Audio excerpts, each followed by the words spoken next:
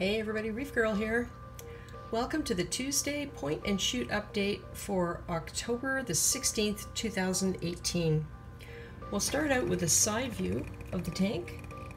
Something I don't look at very often from this angle. This is the left-hand end. And you can see things are looking pretty good. And one success story is the bird's nest. You might recall I mentioned I would have to trim the lower half off because it was unsightly, because most of it was white. Well, will you look at this? I'm going to leave it for a while and see if any of the rest of it comes back. I apologize for how hollow my voice sounds. My head is stuck between the tank and the wall here at the end. Another really nice coral that's doing well is this hairy mushroom. It seems to love this spot. So you'll recall that I was having issues with my tank. Things were dying. I thought I identified the problem, but after doing the sump reboot video, K-Town Reefer had a question. He said, did I think what I was doing in the sump might have had anything to do with what happened to everything in the tank? And it got me to thinking. And I think it's quite possible. So I haven't had time yet, but I'm going to sit down with all of my notes and videos and test results, and I'm going to do a timeline and just see whether there's a correlation between stuff that I did in the sump and what was happening up in the tank.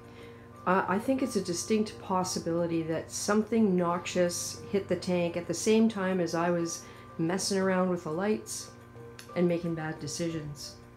So I'll report on that next week. And in the meantime, now the alkalinity is dropping. A week ago, it had stabilized for 4 days at 8, and I thought, okay, this is good.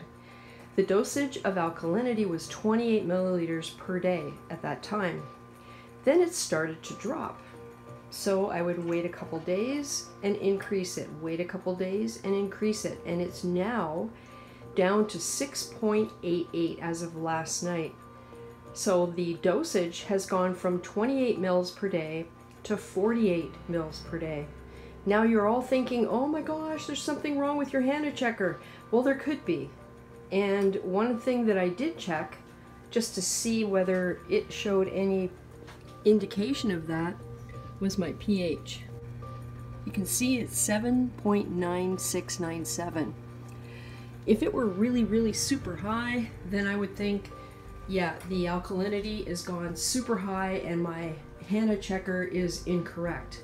But because it's not, I'm thinking my tank has turned a corner and it is actually consuming alkalinity now. Let's take a look.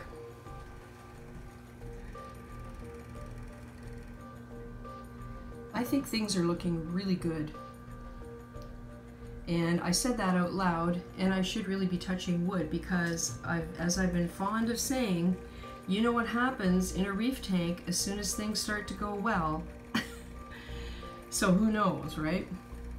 Let's look at this week's excavations. Underneath here, they've been busy. That shell is now flipped over. The Devil's Eye Chalice now has 5 eyes. So in general, things are looking good, and I can honestly say I think we're over the worst.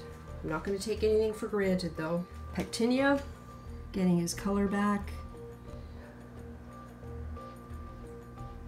It's quite beautiful when you look at it really close. The other thing that's happening is that I've identified the survivors.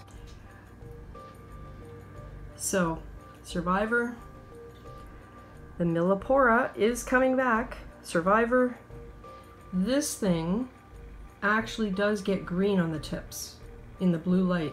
Survivor. We have another Survivor over here. This one. And check out the Season's Greetings. Doing really well.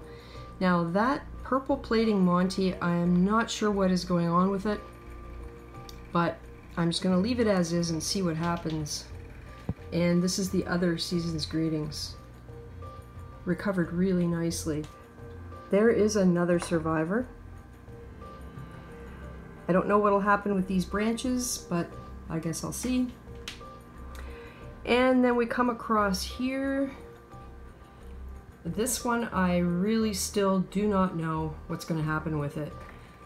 It looks like it's getting some color back, but on the other hand, algae is starting to grow on it, and it does seem to be losing a lot of tissue.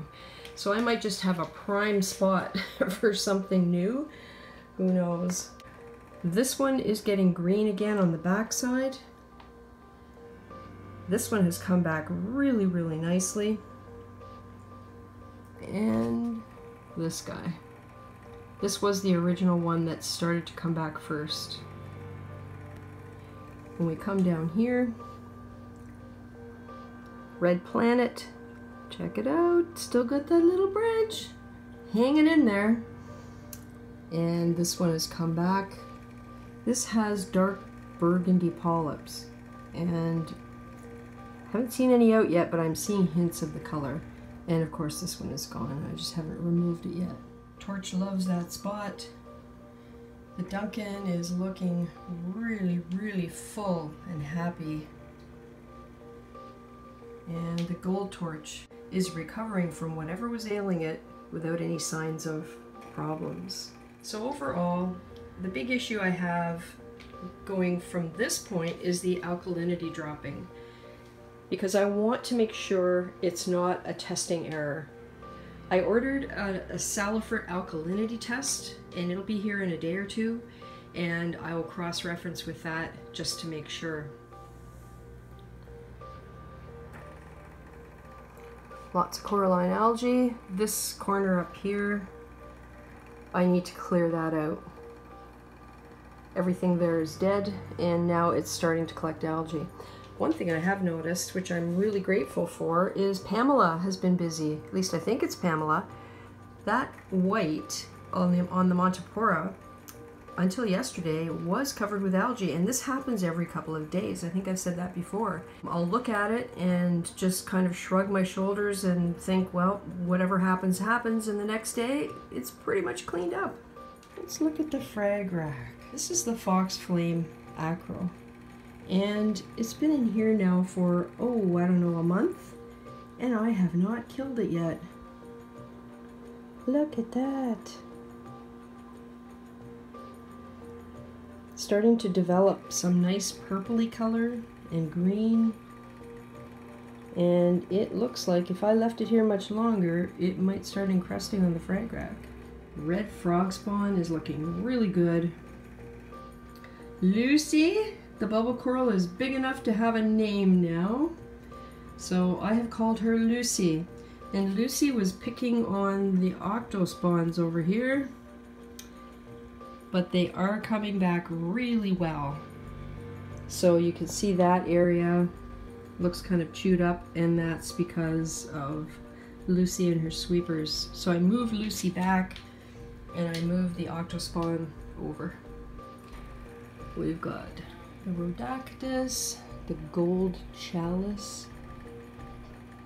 Looks like it's heading for the rocks to encrust. The really pretty Blastomussa. Stanley.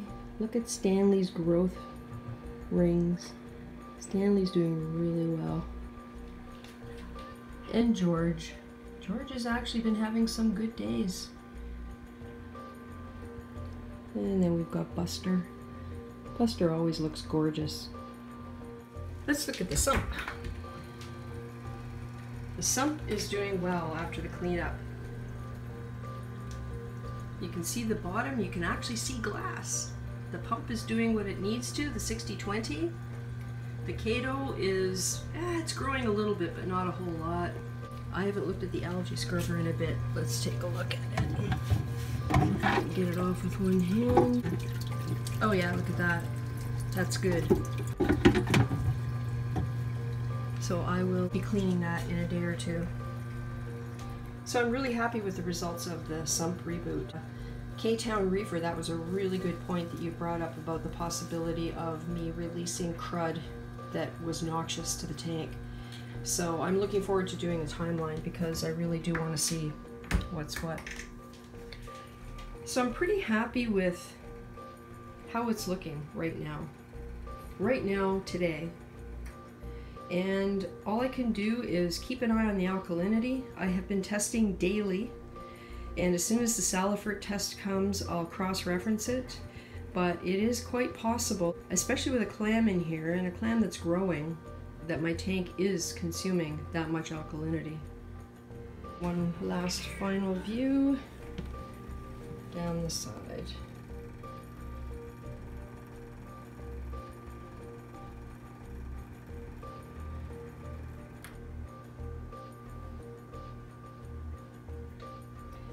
So thanks for watching, I really appreciate it. And anyone who entered the Buffalo Reef Biologics pod giveaway, I have done the draw, and I will be putting the video together and releasing that tomorrow, Wednesday, October the 17th. I think it's safe to say that if I'm super careful, I should be able to bring this tank back and move forward with some growth. So I'm gonna cross my fingers, cross everything, and pay attention. Oh, and how can I forget? Check it out. There's the space. That's where the new tank is going. I cleaned it all up. Oh, I guess while we're here, I could walk you down the hall and show you the mollies. There they are, in the 20 gallon, but that's for another video.